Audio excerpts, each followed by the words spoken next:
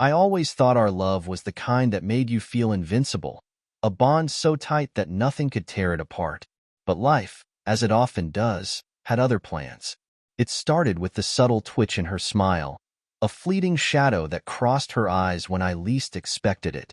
I remember that first evening, warm, sticky, and filled with the kind of silence that speaks louder than any damn words. We'd been together for a couple of years, and on the surface, everything seemed picture perfect. Jessie was charming, with a laugh that lit up a room and a way of making you feel like you were the only one that mattered. But if you paid attention, there were moments that didn't add up. A pause before she answered my calls, an offhand remark that left a sour taste in my mouth. I tried to convince myself it was just stress or tiredness, but deep down, I knew something was off. That particular night, I came home a little later than usual. The house was dark, and I could hear the low hum of a TV in the background. I found Jessie in the living room, sitting on the edge of the couch, her back turned to me. For a moment, I just stood there, frozen, watching the way the light caught the curve of her neck. It was beautiful, and yet, there was something unsettling about her stillness, like she was waiting for something to happen. "Hey, Jess," I said casually, trying to sound light. "You okay?" She didn't turn around immediately. Instead, her eyes seemed to wander somewhere far away, lost in a memory or maybe a lie she was trying to tell herself. When she finally spoke, her voice was barely a whisper. "Yeah, I'm fine," but the lie was written all over her face. In that instant, a tiny spark of doubt ignited in my chest. Over the next few days, the hints piled up like unwelcome dirt. A text message left unread, a strange number flashing on her phone, a hurried goodbye when I tried to share something important. Every time I looked at her, I saw that flicker, like a secret too heavy to carry. I told myself I was just paranoid, that maybe I was reading too much into nothing, but the nagging feeling wouldn't let up. It was as if every little detail was a piece of a puzzle that didn't quite fit. I remember sitting alone in our cluttered living room one rainy afternoon, staring at the dripping window and thinking about how love could sometimes be a twisted game. I wondered if I'd been the fool all along, blind to the signs, content in my ignorance. The more I thought about it, the more I realized that trust, once broken, leaves scars that no amount of time can heal. And damn it, those scars cut deep. It wasn't just the obvious signs. It was the way she'd sometimes laugh a little too hard at her phone, or how her eyes would dart away when I mentioned my day. I felt like I was constantly being edged out by some invisible third party, a ghost in our relationship that I couldn't quite name. Every time I confronted her, I was met with a wall of half-truths and dismissive shrugs. "It's nothing, just work stuff," she'd say, as if a well-rehearsed script could erase the doubts gnawing at my soul. I started obsessing over every detail, every little hint, replaying conversations in my head until I could almost hear the silence between her words. The more I observed, the more the cracks in our facade widened. And amidst that creeping despair, there was also a fierce, burning anger, a rage that simmered just beneath the surface, waiting for the right moment to burst out. In the quiet hours of the night, when the world was asleep and my mind was wide awake, I'd sit by the window and watch the shadows dance on the walls. Those shadows, to me, weren't just dark shapes. They were reflections of my own doubts and fears. They whispered secrets of betrayal and hinted at a future where nothing was as it seemed. Every creak in the house, every murmur in the dark, added another layer of suspicion, fueling my determination to uncover the truth. That's when I knew something had to change. The illusion of our perfect life was crumbling, and I was left staring at the wreckage of what I thought we were. I couldn't ignore it any longer. And even though I hated to admit it, a part of me almost welcomed the confrontation. The chance to face the reality of Jessie's secrets head-on, no matter how painful it might be. By the end of that fateful week, I was no longer just the trusting fool. I had become the reluctant detective of my own life, ready to dive headfirst into a truth I both dreaded and needed.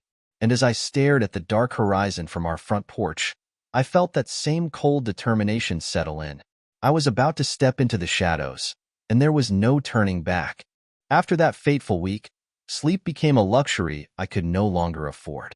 The nagging doubts about Jesse's secret life morphed into an obsession, driving me to stalk the dark corners of our town. Every night, I found myself on a silent prowl, piecing together the fragments of a reality I desperately wished were false. It all began on a particularly restless night. I was cruising aimlessly, lost in a haze of anger and sorrow, when my headlights caught sight of a flicker of movement near an old, run-down bar. I pulled over at a safe distance behind a cluster of overgrown bushes, the cool night air barely masking the storm brewing inside me. From my hidden vantage point, I saw Jesse step out into the dim glow of a neon sign, flanked by a group of women who exuded a carefree, almost dangerous allure. They were laughing, whispering secrets in a language I couldn't decipher. There was an effortless confidence in her stride, a stark contrast to the uncertainty in her eyes. As I watched her join the group, my heart pounded like a relentless drum, each beat a reminder of the betrayal slowly seeping into every crevice of our life. I scribbled mental notes. The color of her dress, the way her hair cascaded in the night breeze, even the sound of her laughter, a sound that now seemed foreign and mocking. That wasn't the only time I encountered these unsettling scenes. Over the next several nights, the evidence kept piling up. I began to notice that Jessie had a penchant for late-night escapades. There was that one evening at a nearly deserted coffee shop on a quiet side street, where I'd catch her in hushed conversations with someone I couldn't quite place. And then there were moments at a bustling diner, where she'd glance furtively at her phone before diving into animated chatter with an unfamiliar face. Each encounter added a new layer of complexity to the riddle I was trying to solve. The deeper I dug, the more the town revealed its secrets. I frequented places I'd never bothered before, turning into a nocturnal ghost, lurking in the shadows of bars, clubs, and even parking lots. One humid night, I found myself outside a popular club pulsing with music. Through the blur of neon lights and rain-slicked pavement, I watched Jessie again. This time, she was with a diverse crowd, a mix of known faces and strangers whose identities I could only guess at. They moved together like a tight-knit pack, and she was right in the center, exuding a wild, magnetic energy that cut through me like a knife. I couldn't shake the feeling that I was being swallowed whole by this alternate version of our life, a life where the Jessie I thought I knew was replaced by someone unrecognizable. Every whispered conversation, every laugh shared in the flickering glow of streetlights, only deepened my resolve to uncover the truth. I began jotting down every detail in a battered notebook, descriptions of faces, license plates, even the time of each mysterious outing. It was a futile attempt to reclaim some semblance of control over a situation spiraling out of hand. Even those closest to me started to act oddly. Friends, once full of admiration for Jessie, now offered vague responses when I mentioned her whereabouts. "She's always out, you know how it is," or "maybe you're reading too much into it," they'd say, leaving me alone with my suspicions and a growing sense of isolation. Every unanswered question, every furtive glance from a bystander, was another reminder that something was terribly off. As the nights stretched into weeks, I realized that I was no longer simply a hurt lover. I had become a reluctant investigator, driven by a need to understand the cracks in our perfect facade. The darkness of night had transformed into a canvas for my doubts, each shadow a silent witness to the unfolding betrayal. I could feel the distance between what I believed and what was real widening with every clandestine meeting I witnessed. Standing there in the cold, damp air, I knew there was no turning back. The eyes in the night had seen it all, and every secret I uncovered only pushed me closer to a point of no return. With every step I took into that murky world of half-truths and hidden rendezvous, I felt the line between justice and revenge blur. And in that blurred line, I sensed the promise of a reckoning that would soon shatter the remnants of everything I once held dear. I'll never forget the night it all came crashing down. After weeks of stalking shadows and collecting half-truths, I finally found myself at a rundown strip mall on the edge of town. I had been following a trail of digital breadcrumbs and whispered rumors when I caught wind of a place Jessie supposedly frequented, a dimly lit diner known more for its seedy clientele than for any semblance of charm. I parked a good distance away, heart pounding like a jackhammer, and waited for the pieces of my life to reveal themselves. The night was thick with humidity, and the neon glow from the diner flickered in erratic bursts. I scanned the sidewalk, and there she was, Jessie, sitting in a booth, laughing with someone I'd never seen before. The sight was like a punch to the gut. But this wasn't some casual encounter I could brush off with a simple, "It's just a misunderstanding." No, this was the definitive moment that shattered every illusion I'd been clinging to. She was dressed to kill. A slinky black dress that clung to her curves in all the wrong ways, and her hair was pulled back in a style that screamed, "I'm not here for you. I'm here for me." Across from her, a man with an easy, cocky grin leaned in, his eyes gleaming with a mix of mischief and entitlement. They whispered to each other in a language of shared secrets and hidden promises, their laughter mingling in the stale diner air. I could see the way his hand brushed against hers, the small gestures that spoke volumes, more intimate than any flirtation I'd ever witnessed with her before. For a split second, time seemed to stop. My mind raced through every memory, the late-night texts, the sudden excuses, the furtive glances, and each one piled up into a crushing weight of betrayal. I felt a surge of anger, raw and unfiltered, mixing with a deep, aching hurt that threatened to paralyze me right there. Every lie she had told, every half-hearted reassurance, suddenly made sense. They weren't just coincidences. They were calculated moves in a game I was too damn stupid to see until it was too late. I crouched behind a dumpster, my eyes locked on the scene unfolding in front of me. I could see the subtle shifts in her expression, the way her eyes momentarily closed when he touched her cheek, as if she was savoring the stolen affection. And then, the definitive moment. He leaned in and whispered something, his tone low and intimate. Jessie's smile faltered just for an instant, a flicker of guilt or maybe fear crossing her face before she quickly masked it with a laugh. That brief crack was all the confirmation I needed. The truth was laid bare before me, brutally and irrevocably.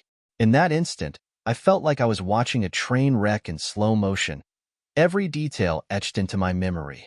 My pulse hammered in my ears as I struggled to reconcile the Jessie I thought I knew with the one who sat laughing with a stranger.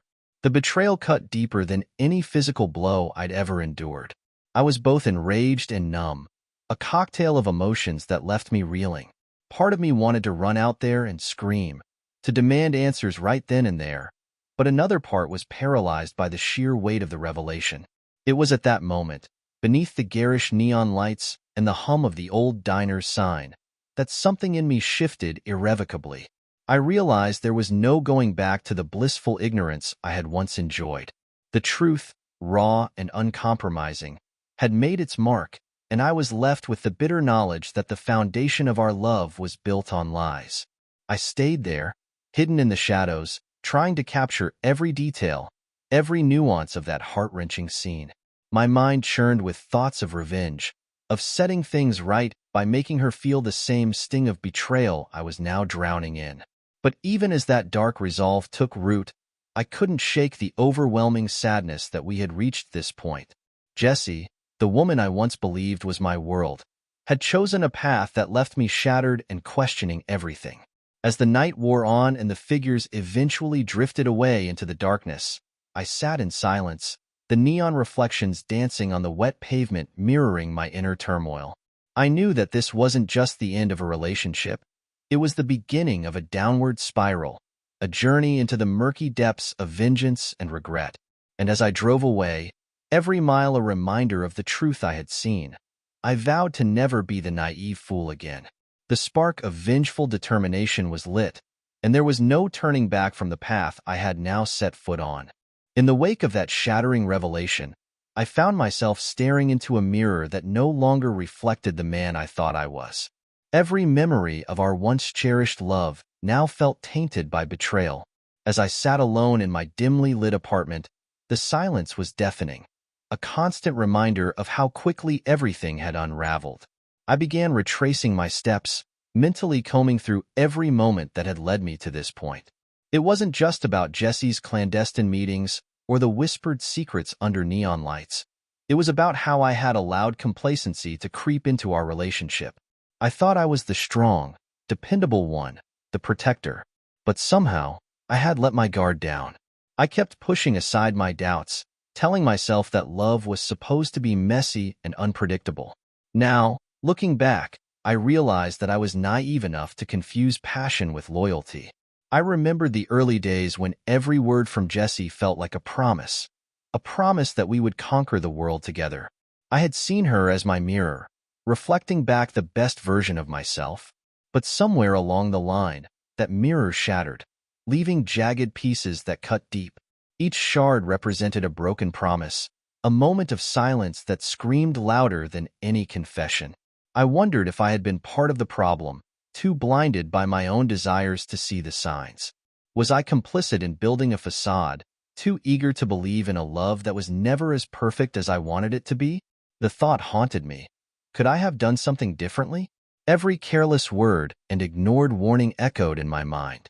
I recalled the nights I spent tossing and turning, haunted by vague suspicions I chose to ignore.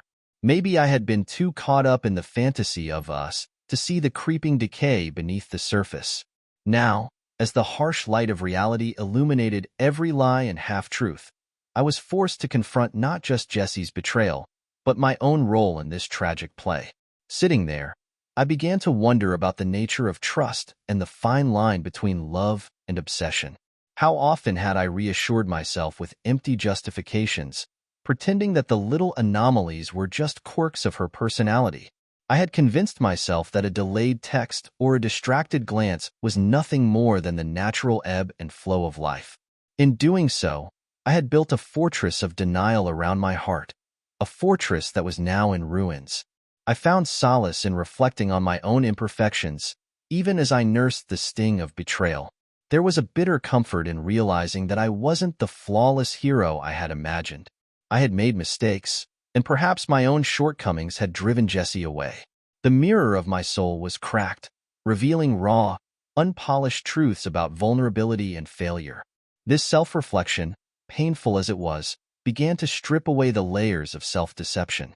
I had to accept that sometimes, love isn't enough to bridge the gap between two flawed individuals.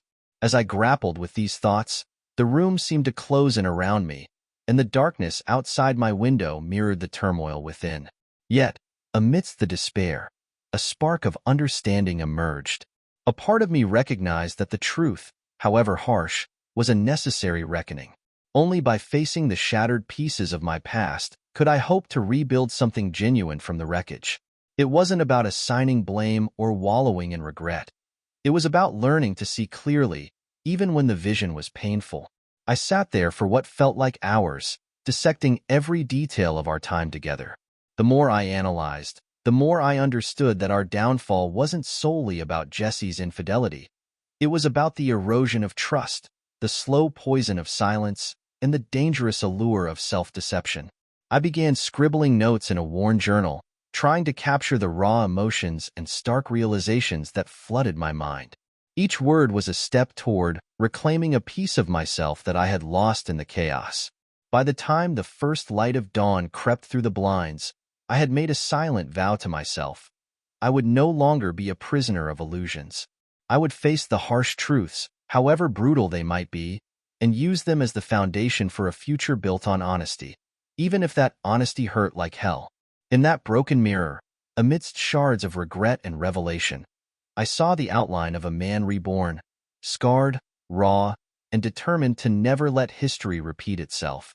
The bitter truth had taken root in me, and soon, that seed of betrayal sprouted into an uncontrollable wildfire of rage.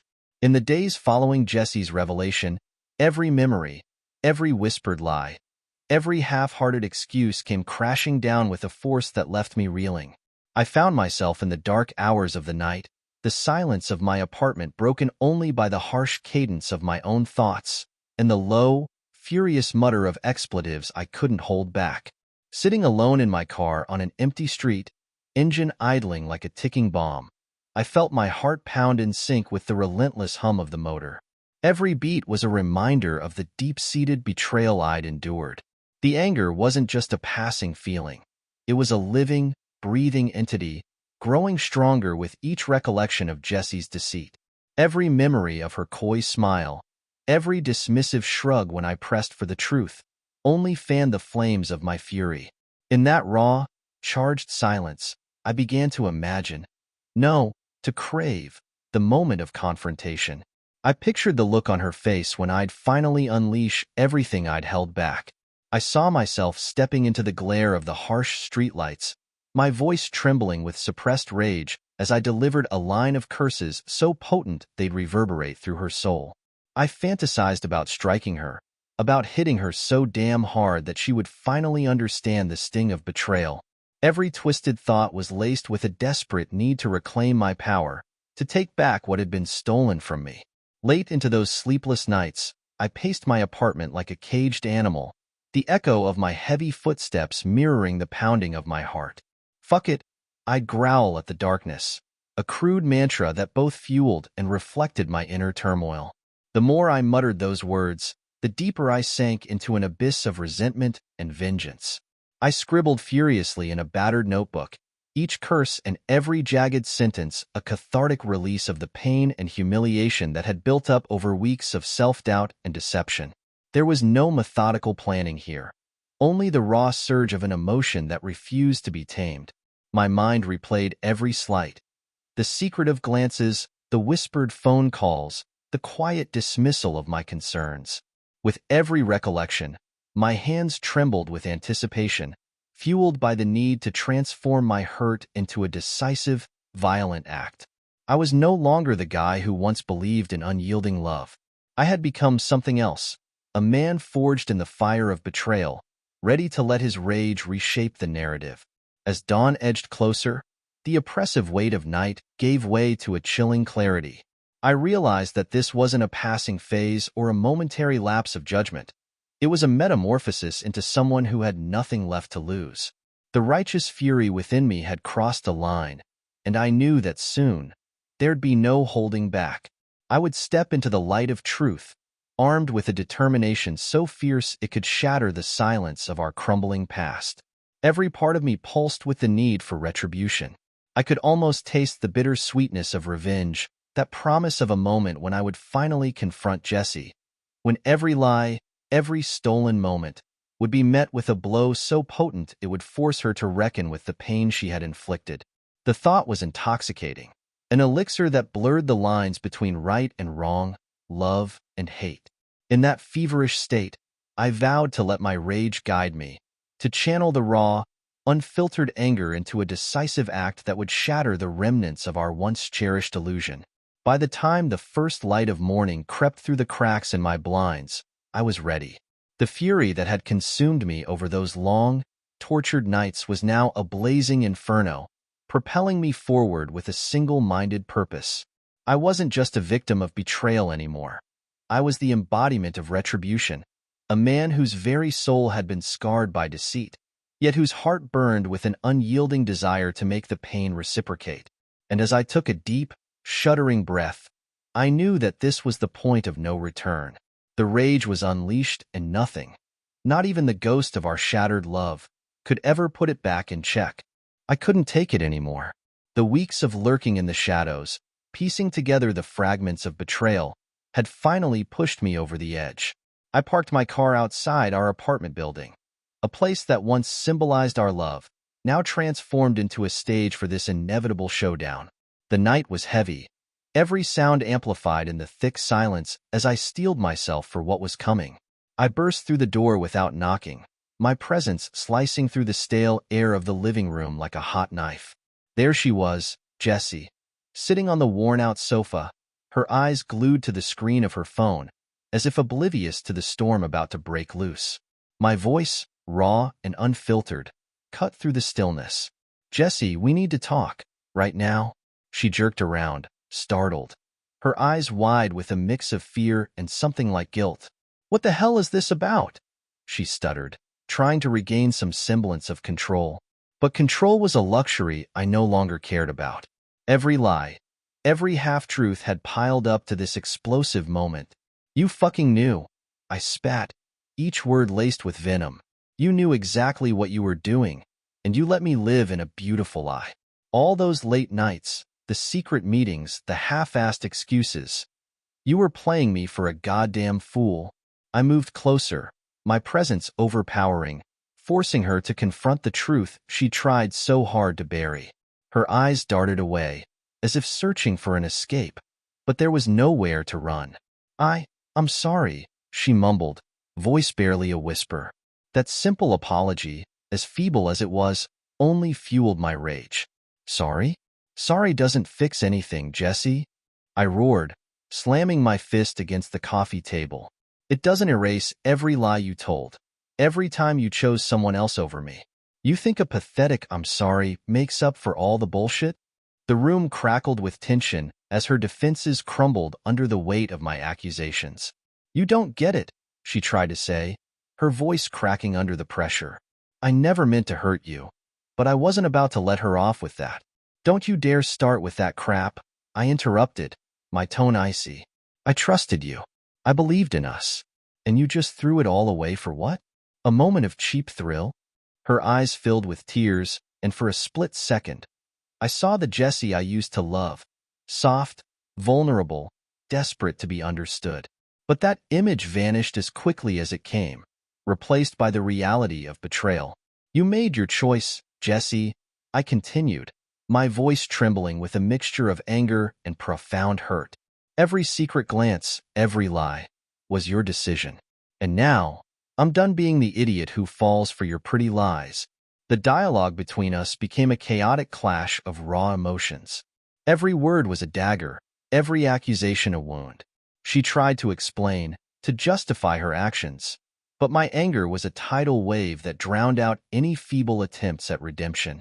I gave you everything, I shouted, voice hoarse with fury. My heart, my time, my trust, and you repaid me with betrayal. How can you even look at me now? For a long, agonizing moment, we stood there, two broken souls facing the wreckage of what was once a life filled with promise. The silence that followed was more deafening than any argument could ever be. I could see the fear in her eyes, the desperate glimmer of regret, and I knew that nothing could mend the chasm that had opened between us. In that heated confrontation, I wasn't just venting my rage. I was demanding accountability. I wanted her to see the full scope of the damage, to understand that trust, once shattered, could never be fully repaired. Look me in the eyes, Jessie, I demanded, my voice low and dangerous. Tell me you're willing to own up to what you've done. Don't you owe me that much? But she couldn't. Her silence was a confession, and in that moment, it became clear that our past was irrevocably over. The confrontation wasn't just about airing grievances. It was the definitive end of the illusion we'd once shared. As I took in the sight of her trembling form, I felt a strange mix of satisfaction and profound sorrow. The man I was, naive and hopeful, was gone, replaced by someone hardened by betrayal and consumed by the need for retribution. With one last, pained look that said everything words never could, I turned and walked away. The door closed behind me with a resounding finality. A door slammed shut on a chapter of our lives that would never be reopened. In the echo of that confrontation, I knew that this was not the end of the pain, but the beginning of a journey I could no longer avoid. A journey where every step forward was fueled by a fierce, unyielding need to make her feel the weight of what she'd done.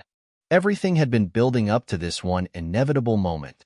The confrontation was over, the accusations had hung heavy in the air, and I was left with a seething anger that no more words could contain. That night, as I stood there alone in the deserted hallway of our apartment, the silence around me was deafening, an ominous pause before the final act of reckoning. I remember the way my heart pounded, each beat echoing the betrayal that had festered inside me. The raw, burning anger wasn't just a reaction. It was a force that had taken over every fiber of my being. In that suffocating moment, my mind went blank, focused solely on the need to feel, if only for a second, that the pain I had endured was being repaid. I walked back into the living room like a man possessed, my every step heavy with resolve and regret intertwined. Jessie was there, huddled on the worn-out sofa, her eyes wide with terror and disbelief as they met mine. For a moment, time seemed to slow down. I saw the fear in her eyes, a look that confirmed everything I had suspected for so long. and something inside me snapped. Without thinking, I raised my hand. Every muscle in my arm tensed as if remembering the countless times I had clenched my fist in anger. I wasn't thinking about consequences or second guesses. I was simply an instrument of my own heartbreak. My fist swung through the air, and I struck her with a force that felt both inevitable and surreal. The impact echoed in the silent room, a sickening thud that reverberated in my ears and seemed to freeze the world for a split second. In that instant, the taste of bitter revenge mixed with a jolt of adrenaline. I saw her body jerk as if caught in a sudden storm of pain. Her eyes, wide and shimmering with shock, met mine once more, and I swear I saw a flicker of regret mingled with pure, raw terror. For a brief moment, I almost wanted to reach out, to pull her close as if to say, "This is what you deserve." But even then, I knew it wasn't enough to heal the wounds inside me. My head was spinning with a chaotic mix of satisfaction and immediate remorse. The anger had been so intense, so blindingly hot, that in that one instant, I had become something unrecognizable, someone who could inflict pain with a single, crushing blow. And as I stood there, the silence around us shifted. It wasn't the quiet after a storm, but the charged pause of a life irrevocably altered. Jessie tried to scramble away, her voice caught somewhere between a sob and a plea. "Please," she began, but the sound was muffled by the roaring in my head. I could see the shock in every line of her face, the way her eyes pleaded for some kind of mercy that I knew I could never offer. In that brutal moment, it felt as if all the years of trust and tenderness had been dissolved into a single, irreversible act of violence. The room spun, and I staggered back a step as the adrenaline slowly ebbed away, replaced by a crushing weight of reality. The bitter taste of my own actions flooded my senses. I had crossed a line that, once blurred by betrayal, was now a chasm I could never bridge again. The satisfaction that had driven me to this moment quickly gave way to an overwhelming emptiness. I realized, with a sinking certainty, that no amount of violence could mend the shattered pieces of what we once were. In the aftermath, I could hear nothing but my own ragged breathing and the distant, echoing sound of the blow still hanging in the air. I looked at Jessie, no longer the vibrant, mischievous woman I had once known, but someone reduced to a trembling, broken figure by my own hand. The power that had surged through me in that instant now left me hollow, questioning if I had truly regained any control or merely lost a part of my soul in the process. I stepped back, the gravity of what I had done pulling me down into a pit of regret and despair. Every fiber of my being screamed that I had taken a step from which there was no return. The strike wasn't just a physical blow. It was a declaration, a final, irreversible severing of all that we had shared. And in that moment, the lines between justice and self-destruction blurred beyond recognition. As I stood there, unable to tear my eyes away from the irreversible consequences of my rage, I understood that this act would haunt me forever. The moment had been both an end and a beginning, a violent punctuation mark in the twisted story of betrayal and loss. And as I slowly backed away, leaving the room and the shattered remains of our past behind, I knew that nothing, not even time, could ever erase the echo of that strike. The moment the door slammed behind me, reality came crashing in like a tidal wave. The violent act, so raw and unfiltered just minutes before, was now replaced by an oppressive silence that swallowed every shred of defiant satisfaction I'd felt. Standing alone in the now empty living room, I could almost hear my own heart pounding, a relentless reminder of what I'd done. The adrenaline that had driven my rage was gone, and in its place was a deep, gnawing emptiness that chilled me to the core. I wandered slowly through the apartment, every step echoing the irreversible nature of that strike. Jessie lay curled up on the sofa, motionless, her eyes closed as if trying to shut out the nightmare that had just unfolded. The air felt heavy, laden with unspoken questions and the bitter aftertaste of regret. I didn't know whether to feel victorious or utterly defeated. In that bleak moment, both emotions collided, leaving me disoriented and hollow. As I sank into the worn armchair, memories of happier times began to haunt me. I remembered the nights when her laughter filled this very room, and the simple moments of tenderness we once shared. Now, each memory was tainted, reminders of a trust so brutally shattered that nothing could ever mend it.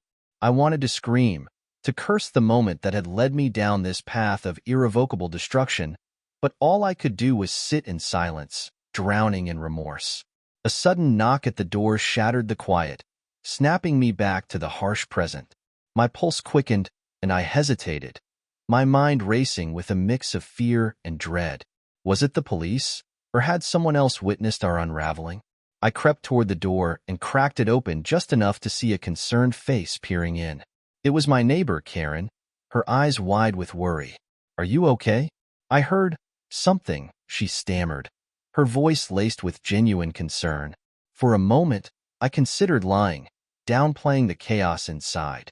But every instinct screamed the truth. I managed a weak shake of my head and forced a tight smile that didn't reach my eyes.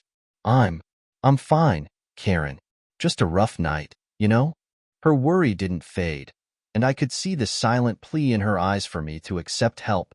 But I wasn't ready for that, wasn't ready to face the consequences of my actions, not just from her, but from myself. With a nod that conveyed my unspoken apology, she left, leaving behind a lingering reminder that I wasn't as alone as I'd believed. Once the door closed again, the silence felt even heavier, as if the walls themselves were condemning me. I tried to piece together my thoughts, but they were as fractured as the remnants of our shattered relationship. The satisfaction of the strike, the fleeting, twisted relief I'd imagined, had evaporated into a dense fog of regret. Every tick of the clock was a relentless beat in a dirge composed solely for me. I began to pace again, my mind a chaotic battlefield. I replayed the confrontation over and over in my head, dissecting each word, each gesture. There was a part of me that clung to the idea that this act would somehow restore a sense of control, that it would make Jessie feel the sting of her betrayal. But as the moments stretched on, I realized that violence had only deepened the chasm between us.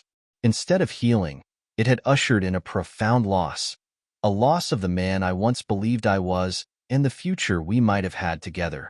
The weight of my actions pressed down on me as I considered the inevitable fallout. Calls from friends, the eventual inquiry by the police, and the silent judgment of a society that frowns upon such brutality, all loomed in the distance like dark, foreboding clouds. And yet, even as my mind raced with the potential consequences, a part of me was frozen in disbelief. How had everything spiraled so far out of control? How did a moment of blinded rage lead to such irreversible devastation?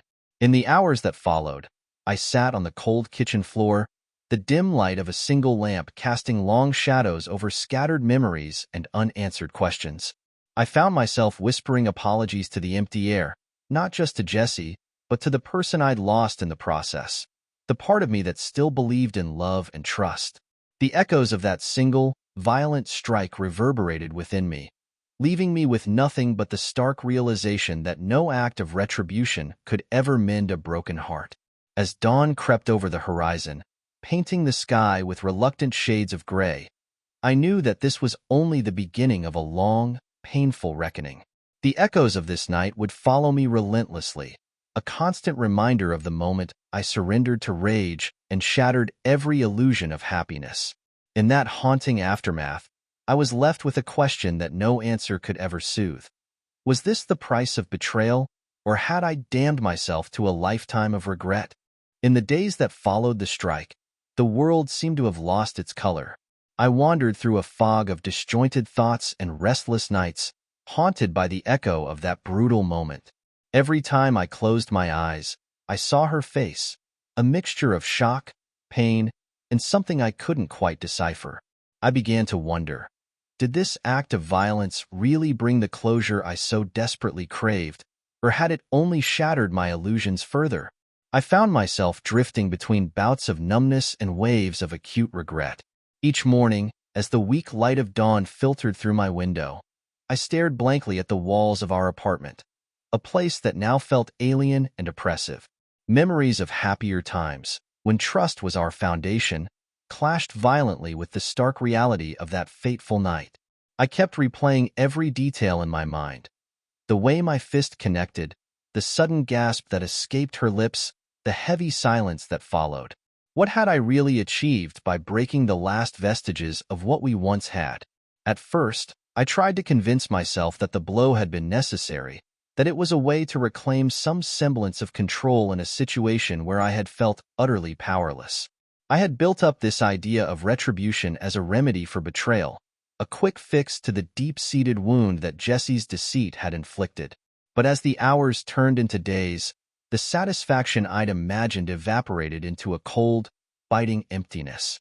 The more I thought about it, the more I realized that violence had not cleansed my pain. It had only deepened it, leaving me with an irreversible scar on my soul. Late at night, I sat alone in the dark, the silence around me punctuated only by the slow tick of the clock. In those moments, I began to question everything. The illusion of love, the naive trust one had once held, and even the man I thought I was. I had always believed that love could conquer all, that trust was the bedrock of any relationship.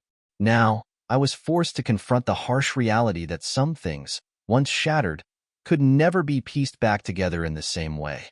I started scribbling down my thoughts in a battered notebook, a futile attempt to understand the swirling chaos in my head. Page after page, I tried to articulate the conflicting emotions that waged war inside me. The lingering satisfaction of exacting revenge, the bitter remorse for crossing a line I never imagined I'd approach, and a creeping realization that I had become someone I barely recognized. Every word I wrote was a step deeper into a labyrinth of moral ambiguity. Had I finally reclaimed my dignity, or had I damned myself to a lifetime of regret? Sometimes, I caught myself wondering if the price of betrayal was worth paying. Jesse's actions had shattered my world, but in turning to violence, I shattered mine as well. I looked in the mirror and saw not a man of conviction, but a hollow shell burdened by the weight of his own anger and remorse. The man who once believed in the purity of love and loyalty was gone, replaced by someone raw, desperate, and utterly broken. I began to notice that the people around me, friends, neighbors, even strangers, seemed to view me with a mix of pity and fear. Their eyes held questions I could no longer answer. What had driven me to this point? Was there any redemption left for someone who had lost all control? I started avoiding familiar faces and places, retreating further into my own isolation, as if distancing myself from a reality too painful to face. Yet, amid the dark introspection, there was a sliver of clarity. The shattering of my illusions, as brutal as it was, forced me to confront the truth about the fragility of human connections. The betrayal was not solely Jesse's doing. It was also a reflection of my own vulnerabilities, my failures to see the warning signs, my desperate clinging to an ideal that never truly existed. In that painful realization, I found a bitter kind of liberation, a recognition that sometimes the pursuit of revenge only leads to a deeper, more personal damnation. As the days blurred together, I stood at the edge of a precipice, staring into a future that was as uncertain as it was daunting. The echo of that violent night would forever haunt me, a constant reminder that some wounds are too deep to heal. And in the shattered remains of my once ideal world, I was left with one burning question. Was the cost of revenge truly worth the price of my own soul? I never imagined the echoes of that night would keep ringing in my ears long after everything seemed to fade away. Now, I find myself standing on the edge of a future that feels both empty and unbearably heavy, the unanswered questions swirling around like ghosts that refuse to be laid to rest. In the early hours of a gray, quiet morning, I sit alone in what's left of our apartment, a place that's now more like a mausoleum of memories. The silence is suffocating, punctuated only by the slow tick of an old clock that mocks my every regretful heartbeat. I watch the light seep in through the blinds, its dull glow a stark contrast to the raging darkness inside me. Every ray of light feels like a reminder that there's no easy way out of this mess. I pick up the battered notebook where I've scribbled my rawest thoughts, each page filled with the twisted interplay of revenge and remorse. The words are jagged, angry, and deeply painful, a record of a man who once believed in something pure but now lives with the heavy cost of betrayal. As I flip through the pages, I'm struck by how much I've changed. The person who used to dream of a bright future, full of promises and hope, has been replaced by someone who now only sees the consequences of his own choices. I think back on that final, violent moment, the strike that was meant to shatter the illusions once and for all. In my mind, it plays out over and over like a broken record. The sound of my fist, her shocked eyes, the sickening impact that marked the end of something I can't even name anymore. At that moment, I felt powerful, in control. But now, the power feels like a curse, a relentless burden that I carry with every step I take into an uncertain tomorrow. As I sit here, the questions keep coming, unanswered and relentless. Was it all worth it? Did the blow finally make her understand the pain she caused? Or did it simply break something inside me that can never be fixed? The lines between right and wrong have blurred into a haze of raw emotions, and I can't tell if I'm finally reclaiming some lost part of myself, or if I'm just spiraling further into a void of regret and isolation. There are days when I catch myself looking over my shoulder, half expecting to see the consequences catching up to me.